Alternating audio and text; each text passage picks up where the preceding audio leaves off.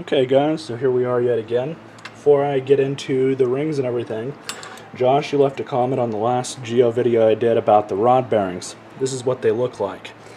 You have to press the old ones out, these being the old ones. I just pulled them out of the trash can, but that's what they look like, and they just slip right into the bottom cap and right into the top, so it makes a circular deal, as you can see here. But that's what they are. And whenever you hear about rod knock, usually caused by no oil or an oil leak or something, and you're running your engine with no oil, this is usually what's the first to go. And this can cause rod knock, and it's a really bad thing. On the flip side though, these are in really good shape. They are kind of worn a little bit, but not much. Not as bad as I was thinking they were. And definitely, as you can see, when they get really bad, these two scratches here, or scoring, or whatever you want to call it, it looks a lot worse. This is actually really normal. So, these bearings aren't honestly that bad. But, an engine rebuild entails replacing all the bearings, so that's exactly what I did, regardless if they needed to be changed or not.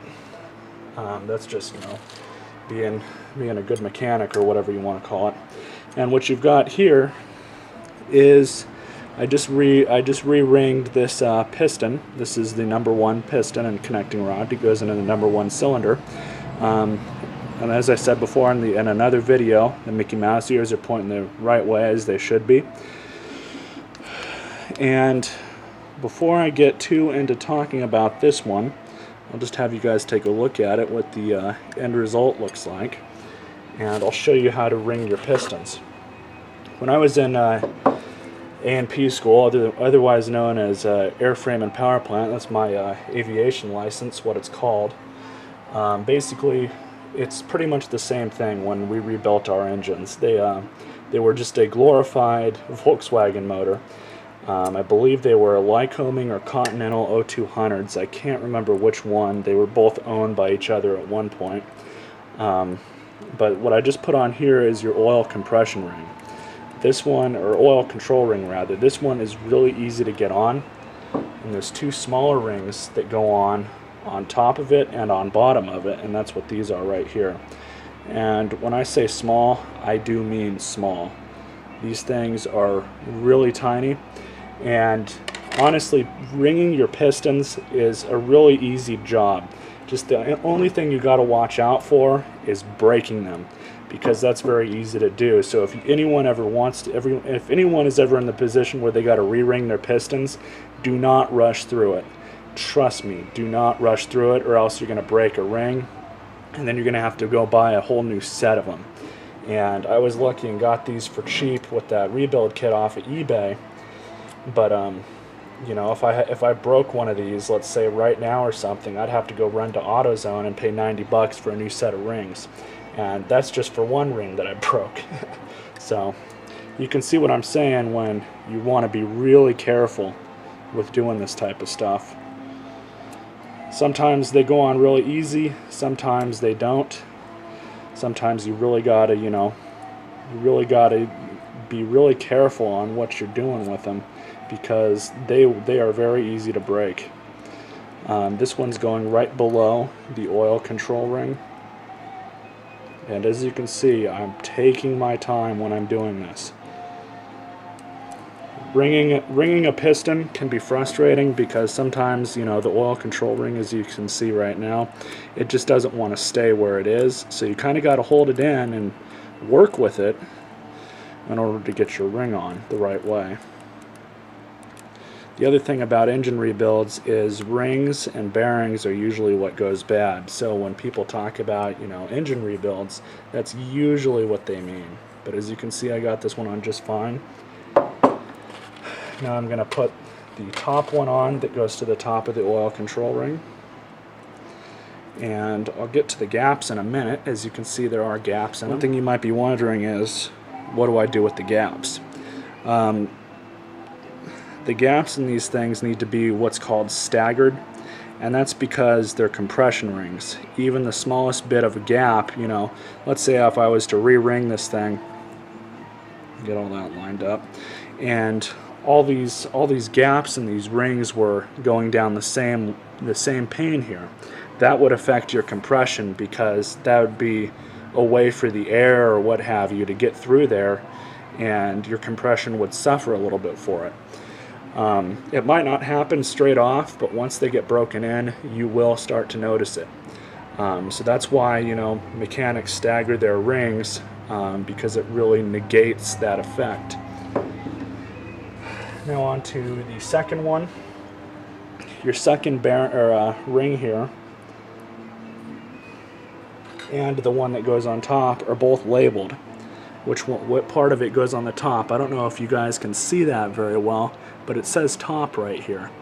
So that means this goes facing up on the skirt here, or on the piston, whatever you want to call it. This one was kind of a pain in the ass to get on the other one, but like I said, you just want to be careful when you're doing this, or else you risk breaking a ring.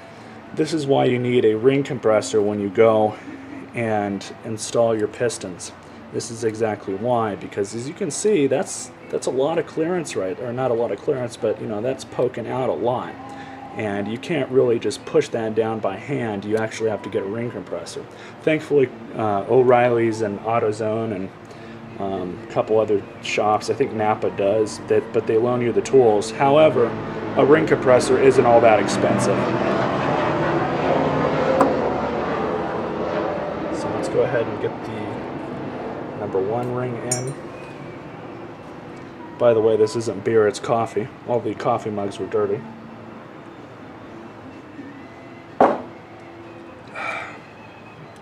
And noting where the gap is here,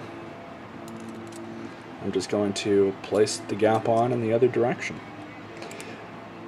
Honestly though, you don't really need to be that precise with this. I mean, you don't have to necessarily do it 180 degrees away, but it's always good. Just as long as they're not right next to each other, you know, up and down or kind of side to side. You want to kind of get the gaps away from each other as much as you possibly can. And I just do it 180 degrees away because, you know, that's just the easiest way to do it for me. But there you have one completely ringed piston, and so now this one's ready to go back in the car. This is the number 2 one. I still got to do the number 3. And since you guys have seen how I do it and see what it looks like, I can go ahead and leave it at that, finish this one up, and get to the next step in the rebuild process. Okay, so here we are. Got the first piston and connecting rod in. My little brother's down there helping me. You guys can't see him. But what I did was I went ahead and coated the crankshaft where the rods go, where the connecting rods go and everything, with this, just a thin film just to help it out. I determined that the main crank bearings didn't really need to be replaced, so I just didn't worry about them. However, I did take my old school oiler here, and from the top I rotated the crankshaft and oiled those bearings as well, so you know it would seep in there, and that's what it did. You could see it doing it. And what we've got right here cost me 10 bones and change to rent from O'Reilly's. This is your ring compressor, and this is how you use it. First, what you do is you get your piston, and you take your nuts off of the bottom part here. Pull that off. Pull that one off. And you got to pull the cap out. Make sure your rings are put in the right way with the top facing up. And what you do is very simple. You get a screwdriver, push it through your wrist pin, and that prevents it from going down when you're, you know, trying to get everything all situated and everything. So get it as straight as I possibly can so my brother down there can get them on in just the right place. And what you do now is you take your ring compressor, you put it on top like so, and it's very simple. You just tighten it up. Get this on, okay?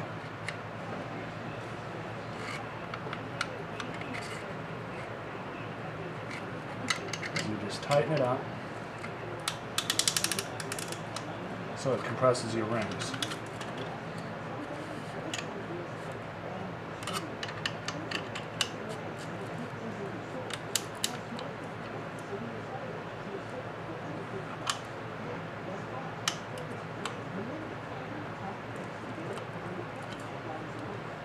I'm going to straighten it out once more.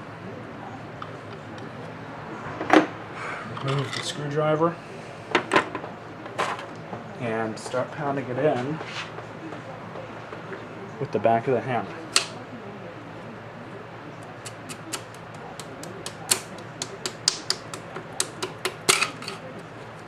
And it kind of makes a popping sound when it goes in. That's normal.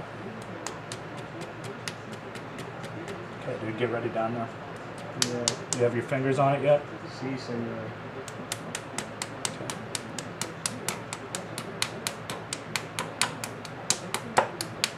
Golden. And it's correctly seated.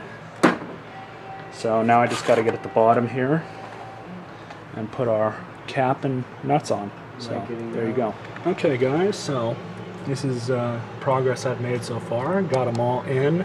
They're all connected. They're not torqued in yet, but I do have the rod nuts down there pretty tight. I'll get to showing those really quickly. I got that deal here I was talking about last night, all connected and everything. So yeah, it's all looking pretty good. They all went in. You know, I was able to get them in fine. I was gonna say they were kind of easy, but you know, in a nutshell, they weren't. But that's just because the clearances are really damn narrow. But yeah, it's as you can see, I got them in just fine. They're all pointing the right way and whatnot.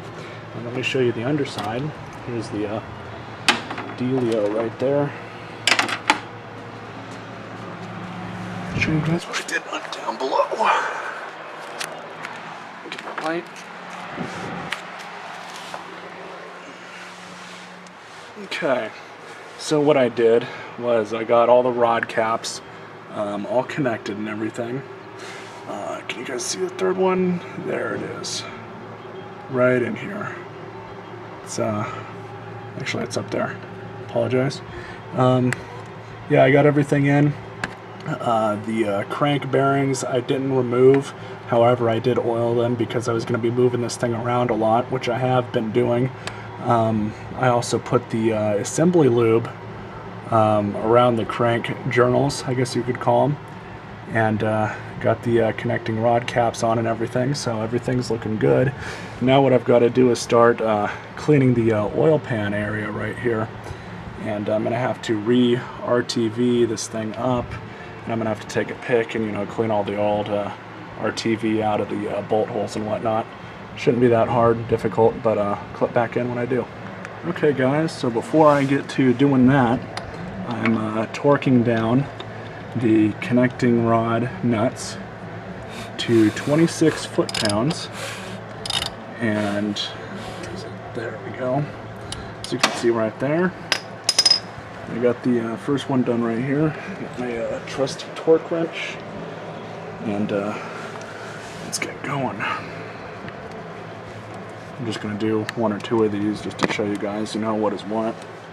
I can't really see it, but I can see it fine. But just listen, it's really, really simple. It's on.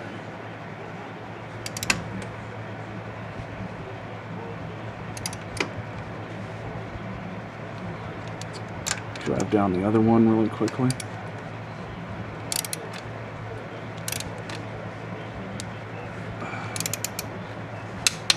Okay, that one's good.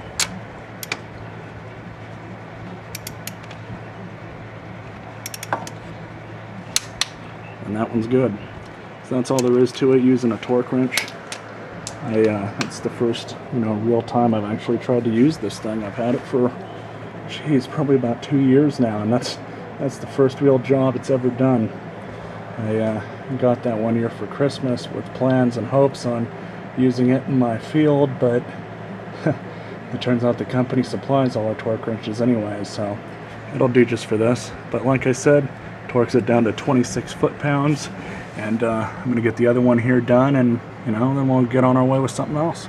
Well, so it may not appear that with all the time I'm putting into this thing each day that I'm really getting much done, but believe me when I say this, guys, I'm honestly taking my time with this, and any questions that I have about anything, I go right over there to my laptop and go to the forum and ask them. But I'm honestly taking my time, making sure I get everything right on here. I'm trying to be as much of a perfectionist as possible. But yeah, so I got all the pistons in and everything. Everything's all torqued down as you saw in the last clip. Everything seems to be looking good so far. Excuse me, that was from the beer. As you can see over here, I got the new RTV all lined all the way around the oil pan. So that's the new gasket for it. I'm letting it cure overnight before I put another layer on tomorrow. But plans for tomorrow is to hopefully get the oil pan on, get all the bolts in and everything that's in between. I guess get the head back on and get the intake manifold back on as well. The new head, that is. So I'm going to be asking probably a few questions here and there in the forum, and just trying to make heads out of tails on a few things, and making sure I'm doing everything right. But that's all I pretty much got done today. I used quite a bit of that parts cleaner over there. I completely went through the other can, cleaning out the oil pan over there and cleaning out the cylinders one more time before I did all this. But it's all looking good so far, guys. So until next time, stay classy.